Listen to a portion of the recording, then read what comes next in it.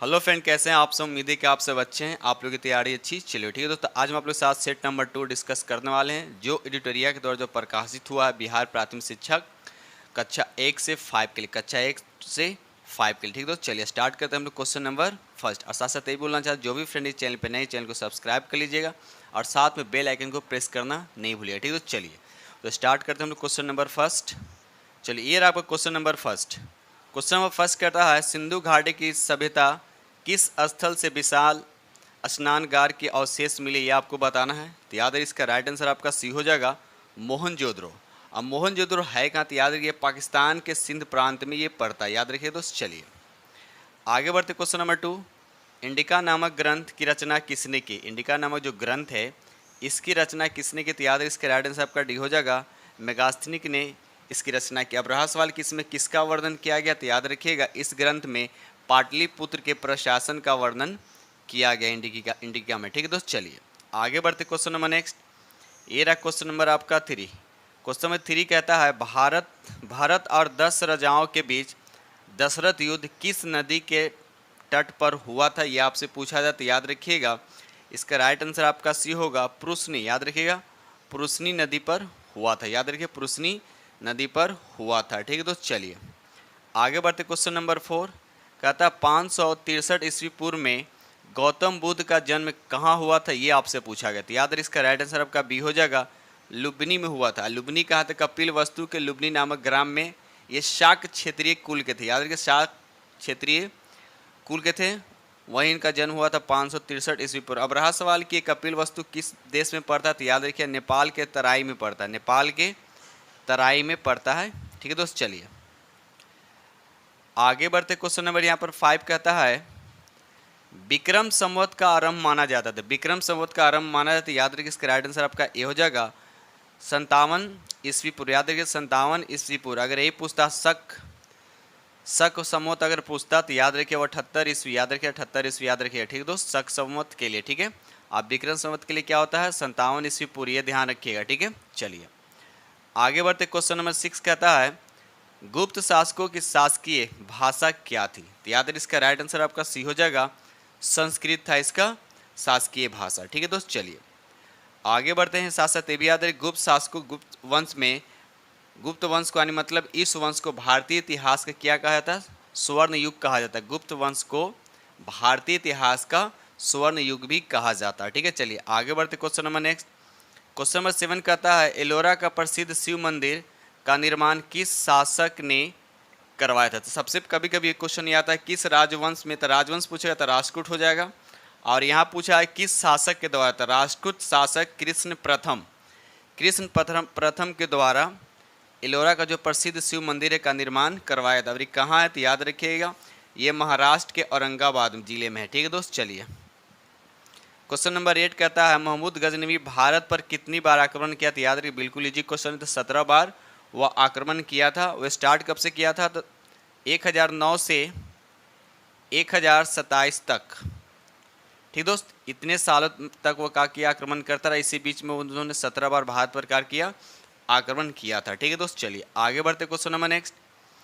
Question number यहाँ पे 9 कहता है, दिल्ली सल्तनत का वास्तविक संस्थापक किसे माना जाता है। दिल्ली सल्तनत का वास्तविक संस्थापक किसे माना जाता है, याद रखिए इल्तुतमिश को माना जाता है। किसको माना जाता है, इल्तुतमिश का। इसका शासनकाल कब से कब था, तो याद रखिए 1210 से 1236। याद रखिए 1236 तक। ठीक है दोस्त, चलिए आगे बढ़ते क्वेश्चन नंबर नेक्स्ट।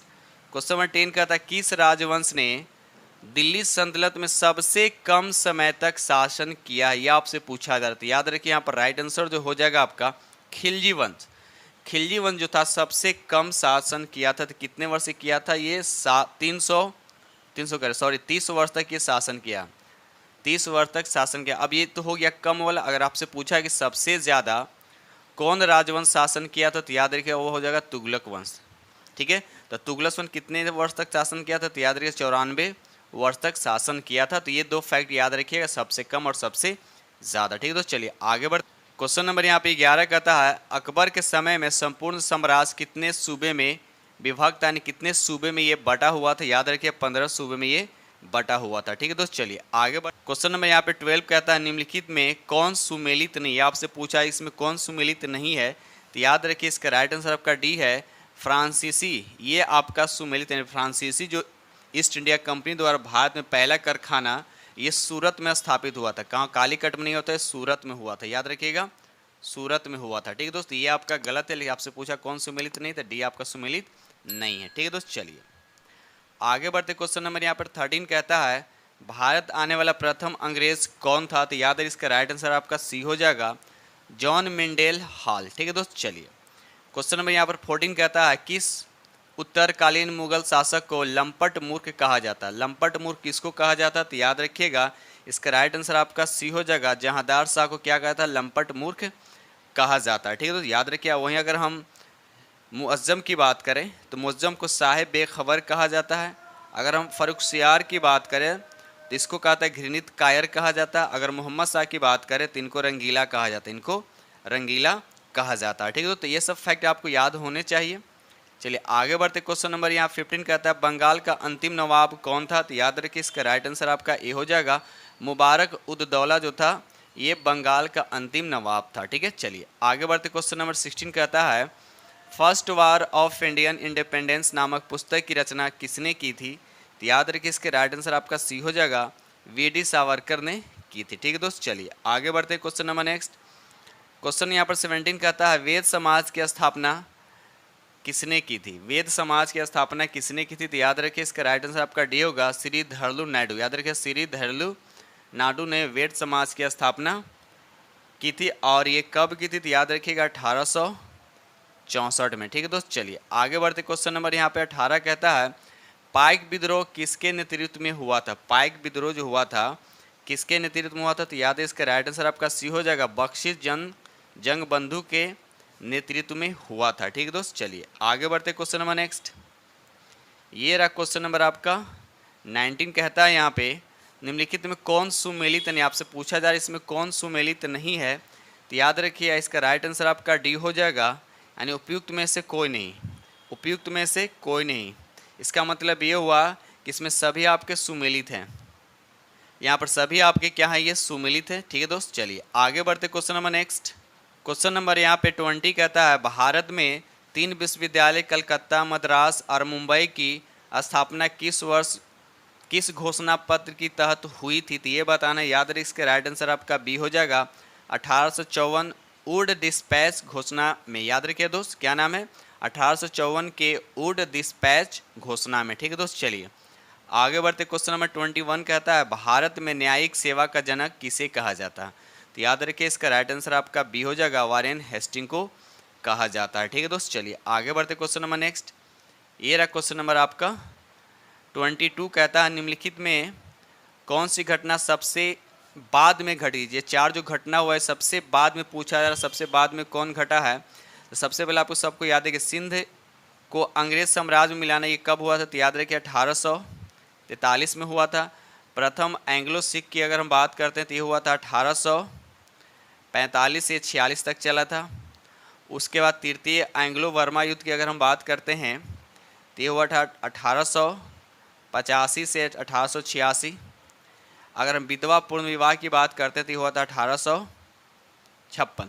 तो अब देखा जाए इसमें सबसे बाद में कौन हुआ? तो देखिए 85 वाला 86 यहाँ लिखा हुआ है ना, 85-86 जो है ये सबसे बाद में हुआ था। तो इसका राइट आंसर आपको कौन होगा? तो सी हो जाए। याद रखिएगा सी द करेक्ट आंसर होगा। ठीक है दोस्त, चलिए क्वेश्चन नंबर 23 कहता है पूना सार्वजनिक सभा के संस्थापक कौन थे? तो याद रखिएगा इसका राइट आंसर आपका सभी थे। ए भी है यानी M.G. Ranade, G.V. Joshi, S.H.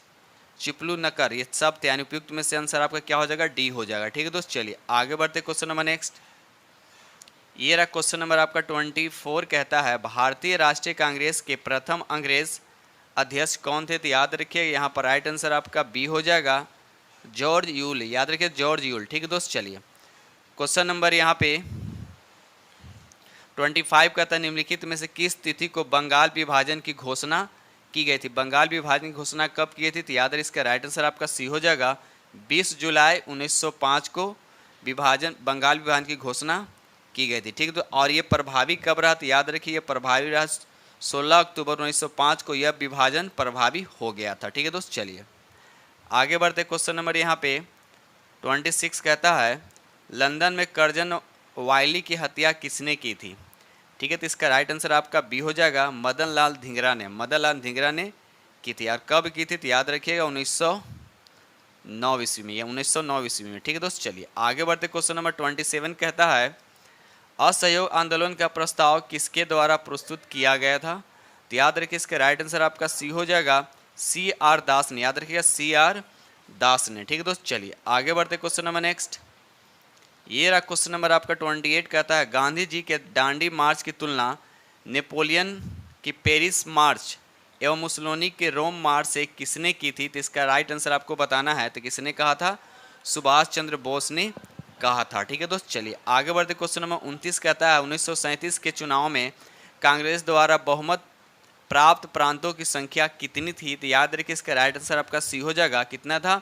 तो 5 था। ठीक है दोस्त, चलिए आगे बढ़ते हैं। क्वेश्चन नंबर नेक्स्ट, दोस्तों वीडियो पसंद आ रहा हो तो प्लीज़ लाइक ज़रूर कीजिएगा, और जो फ्रेंड इस चैनल पर नए चैनल को सब्सक्राइब कर लीजिएगा और साथ में बेल आइकन को प्रेस करना नहीं भूलिएगा। ठीक है दोस्त, चलिए क्वेश्चन नंबर हम लोग 30 की तरफ आते हैं। समाचार पत्रों का मुक्तिदाता किसे कहा जाता है? तो याद रखिए इसके राइट आंसर आपका डी हो जाएगा, चार्ल्स मैटकॉफ को कहा जाता है। याद रखिए चार्ल्स मैटकॉफ को कहा जाता है। ठीक है दोस्त, चलिए आगे बढ़ते। क्वेश्चन नंबर यहाँ पर 31 कहता है भारत छोड़ो आंदोलन 1942 के दौरान निम्न में से किसने भूमिगत रेडियो का संचालन किया था? तो याद रखिए इसका राइट आंसर आपका उपयुक्त में से सभी हो जाएगा। ठीक है, उषा मेहता, राम मनोहर लोहिया, अरुणा आसफ अली। ठीक है दोस्त, चलिए उपयुक्त में से सभी, यानी ऑप्शन आपका डी हो जाएगा।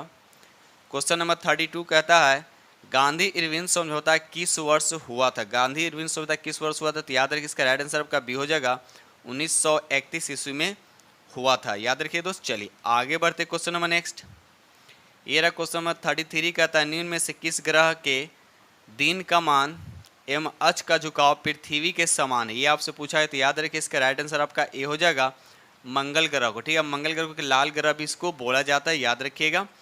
इसके 2 उपग्रह हैं, एक होता है फोबोस और दूसरा होता है डिमोस। ठीक है, याद रखिएगा। चलिए क्वेश्चन में यहाँ पे 34 कहता है उष्णकटिबंधीय मरुस्थल क्षेत्र में उगने वाले वनस्पति को किस नाम से जाना जाता है? तो याद रखिएगा इसका राइट आंसर आपका बी होगा, जीरोफाइट। याद रखिएगा जीरोफाइट कहते हैं। ठीक है दोस्त, अगर अब यहाँ पर लिखा हुआ ट्रोपोफाइट क्या होता है? तो याद रखिए उष्णकटिबंधीय जलवायु वाली घास एवं वनस्पति को क्या कहते हैं? ट्रोपोफाइट कहते हैं। उसके बाद यहाँ लिखा हुआ हेलोफाइट क्या होता है? तो नमकीन क्षेत्र में पाए जाने वाले वनस्पति को क्या बोलते हैं? तो हेलोफाइट कहते हैं। याद रखिएगा हेलोफाइट कहते हैं। और लिथोफाइट किसको बोलते हैं? कड़ी चट्टानों पर उगने वाले वनस्पति को लिथोफाइट कहते हैं। लेकिन आपसे पूछा क्या है कि उष्णकटिबंधीय मरुस्थल क्षेत्र में उगने वाले वनस्पति को किस नाम से जाना जाता है? तो आपका क्वेश्चन के अकॉर्डिंग आपका आंसर होगा, आपका B is the correct answer हो जाएगा। ठीक है दोस्त, चलिए आगे बढ़ते। Question number next, question number यहाँ पे 35 कहता है वर्मी कल्चर किससे संबंधित है? तो याद रखिए इसका राइट आंसर आपका ए हो जाए, केचुआ से संबंधित, यानी केचुआ पालन से संबंधित है। ठीक है दोस्त, चलिए क्वेश्चन नंबर 36 कहता है टिहरी बांध परियोजना किस नदी पर है? तो याद है इसका राइट आंसर आपका बी हो जाए, भागीरथी और भिलंगना नदी पर। याद रखिए दोस्त, चलिए आगे बढ़ते। क्वेश्चन नंबर नेक्स्ट, क्वेश्चन यहाँ पे 37 कहता है भारत का न्यूनतम जनसंख्या वाला राज्य कौन सा है? तो याद रखिए इसका राइट आंसर आपका सी हो जाएगा, यानी सिक्किम हो जाएगा। ठीक है, तो सबसे अधिक जनसंख्या वाला राज्य कौन है? तो याद रखिए उत्तर प्रदेश। ठीक है, चलिए आगे बढ़ते। क्वेश्चन नंबर यहाँ पे 38 कहता है निम्नलिखित में से कौन सा सुमेलित है? आपसे ये पूछा जा रहा है कौन सा सुमेलित है? तो याद रखिए यहाँ उपयुक्त डी हो जाएगा, यानी उपयुक्त में से सभी सुमेलित है। वन अनुसंधान संस्थान कहाँ है? तो देहरादून है। शुष्क वन अनुसंधान कहाँ? तो जोधपुर में है। हिमालय वन अनुसंधान संस्थान कहाँ? तो शिमला में। ठीक है दोस्त, क्वेश्चन नंबर 39 कहता है घरेलू हिंसा में महिला संरक्षण अधिनियम निम्नलिखित में से किस वर्ष पारित किया गया था? तो याद है इसका राइट आंसर आपका ए हो जाएगा, 2005 में पारित किया गया था। ठीक है दोस्त, चलिए क्वेश्चन नंबर 40 कहता है कि विश्व के पहले नैनो यूरिया संयंत्र को किस राज्य में स्थापित किया गया था? तो याद रखिए इसका राइट आंसर आपका बी हो जाएगा, यानी गुजरात में स्थापित किया गया था। ठीक है दोस्त, चलिए आगे बढ़ते। क्वेश्चन नंबर यहाँ पे 41 कहता है BBC Indian sport women of the year 2022 पुरस्कार किसने जीता? तो याद रखिए इसका राइट आंसर आपका सी हो जाएगा, मीराबाई चानू। और इन्होंने इस खिताब को लगातार 2 बार प्राप्त किया है, मीराबाई चानू। ठीक है दोस्त, चलिए आगे बढ़ते। Question number next, question number यहाँ पे 42 का तक राष्ट्रपति द्रौपदी मुर्मू द्वारा 7वें अंतर्राष्ट्रीय धर्म धम्म सम्मेलन का उद्घाटन कहाँ किया गया? तो याद है इसका राइट आंसर आपका बी हो जाएगा, भोपाल में। या भोपाल क्या मध्य प्रदेश की राजधानी है। ठीक है दोस्त, चलिए क्वेश्चन नंबर यहाँ पर 43 कहता है हाल ही में भारत के किस राज्य या केंद्र शासित प्रदेश में लिथियम के भंडार मिले? तो याद है इसका राइट आंसर आपका बी हो जानी जम्मू कश्मीर में मिला। ठीक है दोस्त, चलिए आगे बढ़ते। क्वेश्चन नंबर यहाँ पर 44 कहता है बजट 2023-24 में केंद्र सरकार ने कितने रुपये की खर्च का लक्ष्य रखा? तो याद रखिए इसका राइट आंसर आपका ए हो जाएगा 45.03 लाख करोड़। ठीक है, ऑप्शन आपका ए इज द करेक्ट आंसर होगा। ठीक है दोस्त, चलिए क्वेश्चन नंबर हम 45 की बात करते हैं। हाल ही में हुए राज्यपाल की नीतियों के संबंध में कौन सा सही सुमेलित है? तो याद है इसका राइट आंसर आपका बी हो जाएगा। हिमाचल प्रदेश के राज्यपाल कौन है? शिव प्रताप शुक्ल हैं। अगर वही फागुन चौहान की बात करें तो ये मेघालय के राज्यपाल हैं। अगर वही हम बात करते हैं राजेंद्र विश्वनाथ अलंकर को तो ये बिहार के मुख्यमंत्री ये राज्यपाल हैं। और उसी तरह से अगर हम बात करें सीपी राधाकृष्णन को तो ये झारखंड के राज्यपाल हैं। ठीक है दोस्त, चलिए आगे बढ़ते question number next.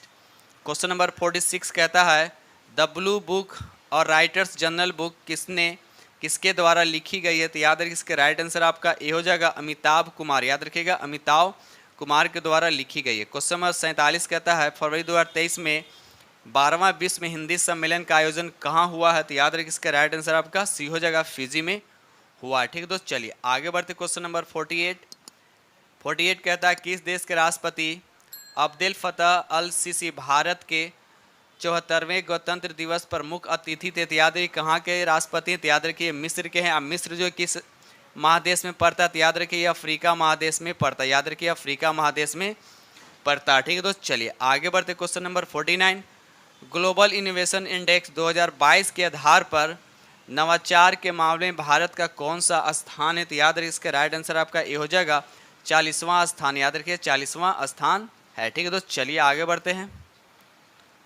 Question number 50 कहता है दुनिया का पहला नेजल कोविड वैक्सीन किस कंपनी ने विकसित किया? तो याद रखिए इसका राइट आंसर आपका सी हो जाएगा भारत बायोटेक ने। याद रखिए भारत बायोटेक ने। ठीक है दोस्त, चलिए क्वेश्चन नंबर यहाँ पे 51 कहता है कोशिका में राइबोसोम की अनुपस्थिति में कौन सा कार्य संपादित नहीं होता है? तो याद रखिए इसका राइट आंसर आपका बी हो जाएगा प्रोटीन का संश्लेषण नहीं हो पाता। ठीक है दोस्त, चलिए क्वेश्चन नंबर 52 कहता है ऐसे रोग जो बहुत समय तक बने रहते हैं उन रोगों को कहा जाता है? याद है उसका राइट आंसर आपका सी होगा चिरकालीन रोग कहा जाता है। ठीक है दोस्त, चलिए आगे बढ़ते क्वेश्चन नंबर 53। क्वेश्चन नंबर यहाँ 53 कहता है इनमें कौन प्रकाश संश्लेषी अंगक है? ये आपसे पूछा जाता है। याद रखिए यहाँ पर राइट आंसर आपका सी होगा हरित लवक। याद रखिएगा हरित लवक, इसको या क्लोरोफिन वलक भी कहा जाता है, क्लोरोफिन वर्णक। ठीक दोस्त, चलिए आगे बढ़ते क्वेश्चन नंबर यहाँ पर 54 निम्नलिखित में समानतः किसका उपयोग पादप कोशिका द्वारा ऊर्जा उत्पादन के लिए किया जाता है? तो याद रखिएगा इसका राइट आंसर आपका ए हो जाएगा कार्बोहाइड्रेट। ठीक है दोस्त, कार्बोहाइड्रेट। ठीक है दोस्त, चलिए आगे बढ़ते question number next. Question number यहाँ पर 55 का था फ्लोएम से खाद्य पदार्थों का परिवहन पौधों में किस दिशा में होता है? ये आपसे पूछा है। तो याद है इसका राइट आंसर आपका सी हो जाएगा ऊपर से नीचे की तरफ। याद है ऊपर से नीचे दोनों ओर होता है। ठीक है दोस्त, चलिए आगे बढ़ते क्वेश्चन नंबर 56 पादप अपशिष्ट संचित रहते हैं तो किसमें संचित रहते हैं? तो याद रखिए उपयुक्त में से सभी, यानी सभी में क्या होते हैं संचित रहते हैं, यानी ऑप्शन आपका डी द करेक्ट हो जाएगा। क्वेश्चन नंबर 57 कहता है बीज रहित पौधों के उत्पन्न में सहायक होते हैं तो कौन उत्पन्न में सहायक होता है? तो याद है कि इसका राइट आंसर आपका डी होगा ऑक्सिन और जिब्रेलिन्स दोनों होता है। ठीक है दोस्त, चलिए आगे बढ़ते क्वेश्चन नंबर यहाँ 58 कहता है निम्नलिखित में किस दर्पण द्वारा किसी वस्तु का वास्तविक प्रतिबिंब मिल सकता है? वास्तविक की बात कर रहा है तो याद रखिए इसका राइट आंसर आपका अवतल दर्पण द्वारा क्या होता है वास्तविक प्रतिबिंब बनता है, साथ साथ काल्पनिक भी बनता है, लेकिन यह वास्तविक की बात किया जा रहा है तो बाकी समतल द्वारा काल्पनिक बनता है, उत्तल दर्पण द्वारा भी काल्पनिक बनता है, लेकिन वास्तविक सिर्फ किसके द्वारा बनता है? तो अवतल दर्पण के द्वारा बनता है। क्वेश्चन नंबर 59 का था सामान्यतः की अधिकतम दूरी तक की वस्तुओं को साफ साफ देख सकता है? तो याद रखिए यहाँ पर राइट आंसर आपका डी हो जाएगा अनंत हो जाएगा। देखिए अधिकतम दूरी कह रहा है, जब न्यूनतम पूछेगा तो 25 सेंटीमीटर। याद रखिएगा जब न्यूनतम की बात करें 25 सेंटीमीटर और यहाँ अधिकतम की बात करें तो अधिकतम कहाँ तक देख सकते हैं, तो अनंत तक देख सकते हैं, यानी 25 सेंटीमीटर से अनंत की दूरी को स्पष्ट देखा जा सकता है। क्वेश्चन नंबर 60 कहता है विद्युत धारा उत्पन्न करने की युक्ति को कहते हैं, तो क्या कहते हैं, तो याद है इसका राइट आंसर आपका ए होगा, उसको जनरेटर यानी जनित्र कहा जाता है। ठीक है दोस्त, चलिए क्वेश्चन नंबर यहाँ पे 61 कहता है विस्थापन की दर, यानी विस्थापन की दर को क्या कहा जाता है, तो याद रखिए इसका राइट आंसर आपका सी हो जाएगा, यानी उसको क्या कहते हैं, वेग कहते हैं। लेकिन अगर यहीं पे पूछता कि वेग में परिवर्तन के दर को क्या कहते हैं, यानी वेग में परिवर्तन के दर को क्या कहते हैं, इसको त्वरण कहते हैं। लेकिन यहाँ विस्थापन में परिवर्तन के दर को क्या बोलते हैं, तो याद रखिए वेग कहते हैं। और वेग क्या होता है, सदिश राशि होता है। उसी तरह से त्वरण भी क्या होता है, आपका सदिश राशि होता है। ठीक है दोस्त, क्वेश्चन नंबर 62 कहता है दो कणों के बीच गुरुत्वाकर्षण बल होता है, तो उनके बीच की दूरी आपको बताने क्या होती है। याद रखिए इसका राइट आंसर आपका बी हो जाएगा, वर्ग के व्युत्क्रमानुपाती होता है, यानी जो फोर्स होता है वह इन्वर्सली प्रोपोर्शनल, मतलब ये होता है। याद रखिएगा उनके बीच की दूरी ये होता है। ठीक है दोस्त, चलिए आगे बढ़ते। क्वेश्चन नंबर यहाँ पर 63 कहता है निम्नांकित में लवण का उदाहरण, इसमें कौन लवण का उदाहरण, तो याद रखिए इसका राइट आंसर आपका बी हो जाएगा, सोडियम क्लोराइड। ठीक है दोस्त, चलिए क्वेश्चन नंबर 64 कहता है मैग्नीशियम आयन में इलेक्ट्रॉन की संख्या बताना। मैग्नीशियम आयन में इलेक्ट्रॉन की संख्या बताना, तो याद रखिए इसका राइट आंसर आपका ए हो जाएगा, क्योंकि 2 इलेक्ट्रॉन क्या कर दिया, लॉस कर दिया। सिर्फ अगर मैग्नीशियम पूछता तो इसमें इलेक्ट्रॉन की संख्या कितना होता, 12 होता है। लेकिन मैग्नीशियम आयन की बात कर रहा था, इसमें 2 इलेक्ट्रॉन लॉस कर दिया, मतलब बचा कितने यहाँ पर 10 बचा। ठीक है दोस्त, चलिए आगे बढ़ते। Question number next, question number 65 कहता है द्विबंधन बंधन वाले रासायनिक बंधन से बंधे परमाणुओं के मध्य कितने इलेक्ट्रॉन का साझा होता है, तो याद रखिए इसका राइट आंसर आपका बी हो जाएगा, यानी 4 इलेक्ट्रॉन का क्या होता है दोस्त, साझा होता है। क्वेश्चन नंबर 66 कहता है द्रवीभूत पेट्रोलियम गैस का अवयव पूछा जा रहा है, तो याद है इसका राइट आंसर आपका सभी हो जाएगा। ब्यूटेन भी होता है, एथेन भी होता है, प्रोपेन भी होता है। इस तीनों का तीनों जो है एल्केन ग्रुप में आते हैं। किस ग्रुप में आते हैं, एल्केन ग्रुप का। जब एल्केन ग्रुप की बात है, इसका फॉर्मूला क्या होता है, CnH2n प्लस क्या होता है, 2 होता है। याद रखिएगा। चलिए आगे बढ़ते question number next, question number 67 कहता है एक सहसंयोजी यौगिक का नाम बताएं जिसका उपयोग हम दैनिक जीवन में करते हैं, तो याद रखिए इसका राइट आंसर आपका ए हो जाएगा, वाटर, यानी H2O। ठीक है दोस्त, चलिए आगे बढ़ते question number next, question number 68 कहता है एल्डिहाइड श्रेणी के यौगिक में निम्नलिखित में कौन सा क्रियाशील समूह होता है। एल्डिहाइड की बात किया जाए तो याद रखिएगा सिंगल बॉन्ड CHO होता है। तो अब देखा जाए option C is the correct. अब ये किसका होता है, तो एल्कोहल का होता है, ये एसिड का होता है। ठीक है, याद रखिए एसिड का होता है। ठीक है दोस्त, चलिए आगे बढ़ते क्वेश्चन नंबर नेक्स्ट, ये एमिनो का होता है, एमिनो समूह के यौगिक का क्रियाशील समूह होता है। ठीक है दोस्त, इस तरह से आप लोग को याद होना चाहिए।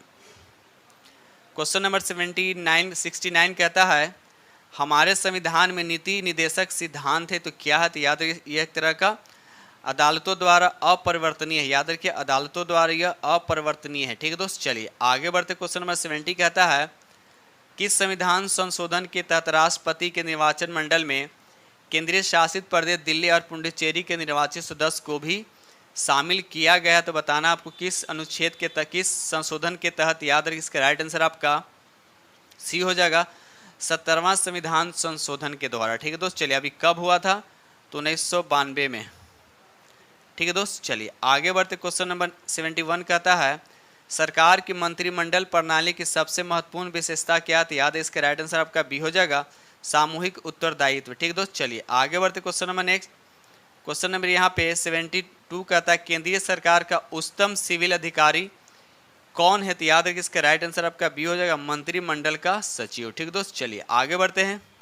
चलिए क्वेश्चन नंबर यहाँ पे 73 कहता है कौन सा स्थानीय सरकार का मामला नहीं है, तो याद रखिए इसका राइट आंसर आपका सी हो जाएगा, कानून और व्यवस्था, कानून और व्यवस्था। ठीक है, तो चलिए क्वेश्चन नंबर 74 की तरफ आते हैं विधायकों तथा सांसदों द्वारा ली जाने वाली शपथ या प्रतिज्ञा का प्रारूप किस अनुसूची में वर्णित है, तो याद रखिएगा इसका राइट आंसर आपका बी हो जाए, तीसरी अनुसूची में। याद रखिए तीसरी अनुसूची में। ठीक है दोस्त, चलिए आगे बढ़ते क्वेश्चन नंबर यहाँ पर 75 कहता है राष्ट्रीय स्मारकों स्थानों तथा वस्तु का संरक्षण किस अनुच्छेद में वर्णित है, तो याद रखिए इसका राइट आंसर आपका सी हो जाएगा, अनुच्छेद 49 में। ठीक है दोस्त, चलिए आगे बढ़ते क्वेश्चन नंबर यहाँ पर 76 कहता है भारतीय संविधान के किस अनुच्छेद में अनुसूचित जातियों और अनुसूचित जनजातियों के लिए आरक्षण का प्रावधान किया गया? तो याद रखिए इसके राइट आंसर आपका सी हो जाएगा अनुच्छेद 335। याद रखिए अनुच्छेद 335। ठीक है दोस्त, चलिए आगे बढ़ते। क्वेश्चन नंबर 77 कहता है आर्थिक आयोजन एक अनिवार्य अभिलक्षण है, तो किसका? तो याद रखिएगा इसके राइट आंसर आपका सी हो जाएगा समाजवादी अर्थव्यवस्था का। ठीक है दोस्त, चलिए क्वेश्चन नंबर 78 कहता है निम्नलिखित में से भारतीय अर्थव्यवस्था के तृतीय क्षेत्र के अंतर्गत आता है? प्रथम द्वितीय ने सीधा तृतीय क्षेत्र के अंतर्गत पूछा है, तो याद रखिए इसका राइट आंसर आपका बी हो जाएगा वस्तुओं का परिवहन। याद रखिए वस्तु का परिवहन। ठीक है दोस्त, चलिए आगे बढ़ते हैं। क्वेश्चन नंबर 79 कहता है बिहार आर्थिक सर्वेक्षण 2022-23 के अनुसार वर्तमान राज्यों में शहरीकरण का स्तर क्या? ये पूछा जा रहा है, तो याद रखिए इसका राइट आंसर आपका सी हो जाएगा 16.2%। ठीक है दोस्त, 16.2%। ठीक है दोस्त, चलिए आगे बढ़ते question number next. Question number यहाँ पर 80 कहता है केंद्रीय बजट 2023-24 में निर्धारित विकास की 7 प्राथमिकताएं जिसे सप्तर्षि नाम दिया गया है वे शामिल हैं, तो बताना इसमें से कौन? याद उपयुक्त में से सभी शामिल हैं, यानी ऑप्शन आपका D is the correct answer होगा। ठीक है दोस्त, चलिए क्वेश्चन नंबर 81 कहता है बिहार के निम्न हिस्सों में से कौन सा हिस्सा भूतायित्व दृष्टि से अपेक्षाकृत क्या है? पुराना। ये आपसे पूछा गया, तो याद रखिए इसका राइट आंसर आपका सी हो जाएगा खड़गपुर पहाड़ियाँ। याद रखिए खड़गपुर पहाड़ियाँ। ठीक है दोस्त, चलिए ये रहा क्वेश्चन नंबर आपका 82 कहता है निम्नलिखित भारतीय द्वीपों में से कौन सा द्वीप भारत और श्रीलंका के मध्य में? ये आपसे पूछा है, तो याद रखिए यहाँ पर राइट आंसर आपका सी हो जाएगा रामेश्वरम। याद रखिएगा रामेश्वरम। ठीक है दोस्त, चलिए आगे बढ़ते क्वेश्चन नंबर क्वेश्चन नंबर यहाँ पे 83 कहता है भारत की सबसे लंबी नदी आपसे पूछा गया, तो याद रखिए इसका राइट आंसर कितना है? बी हो जाएगा इसका राइट आंसर। और इसकी पूछा है गंगा नदी की अगर लंबाई की बात बोला जाती है 2525 किलोमीटर है। ठीक है दोस्त, याद रखिएगा। चलिए क्वेश्चन नंबर 84 कहता है रेगूर में किसका नाम है? रेगूर यानी काली मिट्टी का नाम है। याद रखिए राइट आंसर आपका क्या हो जाएगा? सी इज द करेक्ट हो जाएगा। और काली मिट्टी में क्या होता है? कॉटन कपास की खेती सबसे ज़्यादा किया जाता है। ठीक है दोस्त, चलिए क्वेश्चन नंबर 85 कहता है एक निश्चित आकृति में व्यवस्थित ताराओं के समूह यानी कहलाता है, तो क्या कहलाता है? तो यानी तारा को समूह को पूछा जा रहा है, क्या कहलाता है? तो याद है इसका राइट आंसर आपका भी हो, उसे नक्षत्र कहते हैं। क्या कहते हैं? तो उसे नक्षत्र कहते हैं। ठीक है, चलिए क्वेश्चन नंबर 85 कहता है विश्व पृथ्वी दिवस कब मनाया जाता है? विश्व पृथ्वी दिवस कब मनाया जाता है? याद रखिए इसका राइट आंसर आपका ए हो जाएगा 22 अप्रैल को मनाया जाता है विश्व पृथ्वी दिवस। ठीक है दोस्त, क्वेश्चन नंबर यहाँ पे 87 कहता है यदि दो स्थानों की स्थिति में 90 डिग्री देशांतर का अंतर है तब दोनों स्थान के बीच का समय का अंतर पूछा जा रहा। तो सबसे पहले आपको ये पता होना चाहिए कि 1 डिग्री देशांतर में 4 मिनट का अंतर होता है, तो 90 डिग्री में कितना का अंतर होगा? तो गुना कर दें तो कितना होगा? 360 मिनट का अंतर होगा। इसको जब 60 से डिवाइड करें घंटा में करने के लिए तो कितना आएगा? 6 घंटा। मतलब उन दोनों के बीच के समय का अंतर 1 घंटा का होगा, तो 6 घंटा का, यानी आंसर आपका B is the correct answer होगा। ठीक है दोस्त, चलिए क्वेश्चन नंबर यहाँ पे 88 कहता है निम्नलिखित समुद्री धाराओं में कौन हिंद महासागर की धारा नहीं है? ये आपसे पूछा जाता है। याद रखिए यहाँ पर राइट आंसर आपका डी हो जाएगा वेंगुएला धारा। ये जो है हिंद महासागर की धारा नहीं बल्कि वेंगुएला धारा एक ठंडी धारा है जो दक्षिणी अटलांटिक महासागर के पूर्व और अफ्रीका महाद्वीप के पश्चिम के किनारे क्या होती है? प्रवाहित होती है। ठीक दोस्त, क्वेश्चन नंबर 89 कहता है इनमें कौन सा झील उत्तरी अमेरिका के ग्रेट लेक का हिस्सा नहीं है? तो याद रखिए इसका राइट आंसर आपका ए हो जाएगा बियर झील। ठीक है दोस्त, चलिए क्वेश्चन नंबर 90 कहता है जैव विविधता का सबसे महत्वपूर्ण पहलू बताना कौन सा? तो याद है इसका राइट आंसर आपका डी हो जाएगा पारिस्थितिक तंत्र का निर्वहन। ठीक है, तो यानी ऑप्शन डी इज द आपका क्या हो जाएगा? करेक्ट आंसर हो जाएगा। ठीक है दोस्त, चलिए आगे बढ़ते क्वेश्चन नंबर यहाँ पे 91 कहता है पर्यावरण में ग्रीन हाउस प्रभाव में वृद्धि होती है, तो किसकी वृद्धि होती है? तो याद रखिए यहाँ पर राइट आंसर आपका बी हो जाएगा कार्बन डाइऑक्साइड के कारण। याद रखिए कार्बन डाइऑक्साइड के कारण। ठीक है दोस्त, चलिए क्वेश्चन नंबर 92 कहता है कार्बन क्रेडिट का दृष्टिकोण इनमें से किससे शुरू होता है? तो याद रखिए इसका राइट आंसर आपका ए हो जाएगा कीटो प्रोटोकॉल से शुरू होता है। याद रखिए कीटो प्रोटोकॉल से शुरू होता है। ठीक है दोस्त, चलिए ये रहा क्वेश्चन नंबर आपका 93।